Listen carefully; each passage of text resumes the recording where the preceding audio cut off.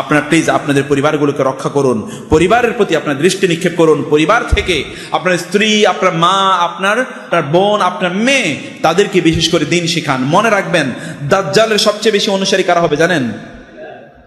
জানেন কিনা? দুই দল দাজ্জালের বেশি অনুসারী, একটা হলো মহিলারা, একটা হলো ইহুদিরা। কারা কারা হবে? মহিলারা এবং ইহুদিরা। হাদিসে এসে, সহিহ হাদিসে এসে, পুরুষরা তাদের মাকে, তাদের বোনকে, তাদের মেয়েকে অথবা তাদের স্ত্রীকে বেঁধে যাবে খুঁটির সাথে। কিছুক্ষণ পরে এসে দেখবে খুঁটি ছিঁড়ে এসে চলে গেছে, দাজ্জালের সাথে আছে। বুঝেন নাই? কারণ তাদেরকে দিন শেখানো হয় নাই। দিন শিখান। এরা আপনার স্ত্রী, আপনি কাকে বিয়ে করছেন, কাকে? যুবকরা বলছি, দিনের ক্ষেত্রে কোনো কম্প্রোমাইজ করবেন না। কোরআনে আল্লাহ সুবহানাহু বলেছেন, ওয়ানকিহুল আয়ামা মিনকুম ওয়াস-সালিহিনা মিন ইবাদিকুম ওয়া ইমাইকুম ইন ইয়াকুনু ফুকারা ইউগনিহিমুল্লাহু মিন ফাদলি। তোমরা দিনদার আল্লাহওয়ালা নারীদেরকে বিয়ে করো। তোমরা যদি গরিব হয়ে থাকো, এই বিয়ের কারণে আল্লাহ সুবহানাহু ওয়া তাআলা তোমাদেরকে ধনী বানিয়ে দেবেন। আমার ব্যক্তিগত জীবনে আমি এরকম বহু লোকের দেখেছি, বিয়ের আগে তারা গরিব ছিল, কিন্তু একজন দিনদার নারীকে বিয়ে করেছে, এরপরে আল্লাহ তাদেরকে এত টাকা দিয়েছেন, এখন রাখার জায়গা নাই। বিশ্বাস করুন, আমি এরকম বহু লোকের দেখেছি।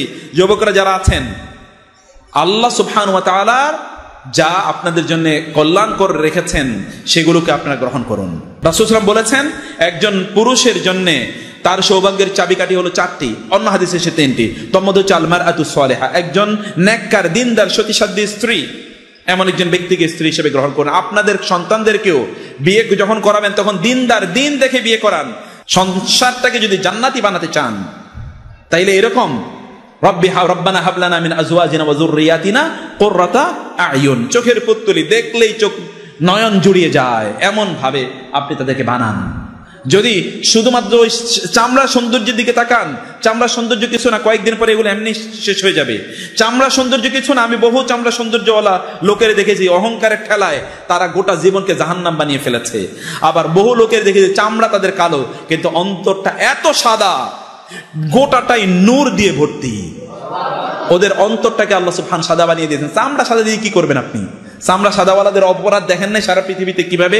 এই গোটা পৃথিবী এখন সবচেয়ে বিপদগ্রস্ত সাদা চামড়াওয়ালা লোকদের কারণে। কি বলেন আপনারা? এই চায়নার কথা বলেন, ইঁদুর বাদুর খায়া কি পরিস্থিতি দাঁড়া করাইছে। ইঁদুর কি একটা খাবার জিনিস হইলো? বাদুর কি একটা খাবার জিনিস হইলো? রুচি কোন জায়গায় গিয়ে পৌঁছেছে? আপনি ওদেরকে বলেন কেন আমরা কি খাই? ওরা ইঁদুর বাদুর খায়, ওটা হারাম, আমরাও আরো হারাম খাই। হারাম তো আমাদের আরো বেশি মজা লাগে।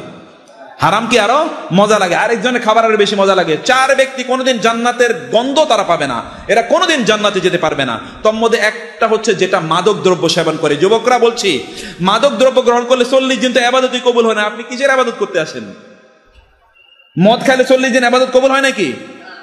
40 দিন করতে আপনি মদ বা মাদক দ্রব্য, মদ একটা যেটা সফট আর যেটা হার্ড, লিকুইড হলো মদ, আর যেগুলো লিকুইড না সাবস্টেন্স, যেমন হিরোইন, গাঁজা অথবা ধরেন ফেন্সিডিল অথবা সিগারেট, এগুলো খাইলে তো আপনার ইবাদত। আপনি আল্লাহ রাসূল সাল্লাল্লাহু আলাইহি ওয়াসাল্লাম বলেছেন আমরা হালাল জিনিস পেঁয়াজ খেয়ে যাতে মসজিদে না আসি, আর হাউ ডেয়ার ইউ যে আপনি ওই যে সিগারেট খেয়ে মুসলমানদের সামনে আসেন? লজ্জা নাই আপনার? আপনার যেই মুখে আপনি সিগারেট তুললেন ওই মুখ আপনি জান্নাতে নিয়ে যাবেন? এত সহজ দিন, এত সহজ নয়। আবার দিন জটিল নয়, দিনকে আল্লাহ সহজ করে দিয়েছেন, কিন্তু আমরা আমাদের নিজের উপর জটিল বানিয়ে রেখেছি। প্রিয় ভাইরা, সেজন্য বলছি এগুলো থেকে ফিরে আসুন।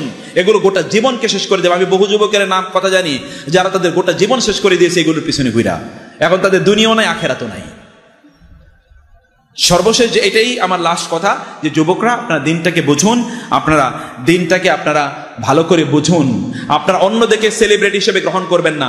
ডোনাল্ড ট্রাম্প আপনার সেলিব্রিটি, হলিউডের তারকাটা। কিছুদিন আগে দেখেন না মি টু, এটা আপনারা দেখেছেন কিনা? টুইটে মি টু। হলিউডের নারীরা, যে সকল নারীরা, হলিউডের নারীরা যাদেরকে আমরা সেলিব্রিটি হিসেবে দেখেন বিভিন্ন জায়গায়, আমাদের ডালিউড যে সকল নায়িকারা, এদেরকে যাদেরকে দেখে আপনার কতক্ষণ পর ডোক গেলেন, এইরকম একটা মহিলা যদি আমার বউ হইতো, আপনি জানেন না, ও যদি আপনার বউ হইতো তাহলে আপনার গোটা দুনিয়াও জাহান্নাম, আখেরাতও জাহান্নাম। ওর দিকে তাকাইলেও জাহান্নাম, ওর দিকে ওর কথা শুনলেও জাহান্নাম। উপায় নাই, বাঁচার কোনো উপায় নাই।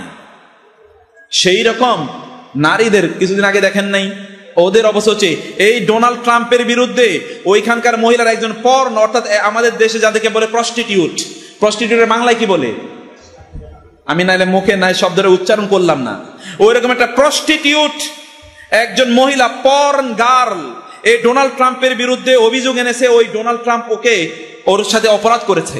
কত নিকৃষ্ট হতে পারে এই পৃথিবীর সবচেয়ে শক্তিশালী দেশের সবচেয়ে শক্তিশালী মানুষের বিরুদ্ধে একটা প্রস্টিটিউট তার বিরুদ্ধে আদালতে অভিযোগ এনেছে যে ওই রকম, আর ওইটাকে আপনার আদর্শ গ্রহণ করছেন। রুচি নিয়ে আমার প্রশ্ন আসে, মুসলমানদের রুচি নিয়ে। নিজকে পরিবর্তন করুন। যদি আপনি চান যে আপনার ঘরটা জান্নাত হোক, আপনি চান যে আপনার ঘরটা যদি জান্নাত হোক, এমন নারীকে বিয়ে করুন যে অন্ধ, বোবা এবং কি কানে শোনে না।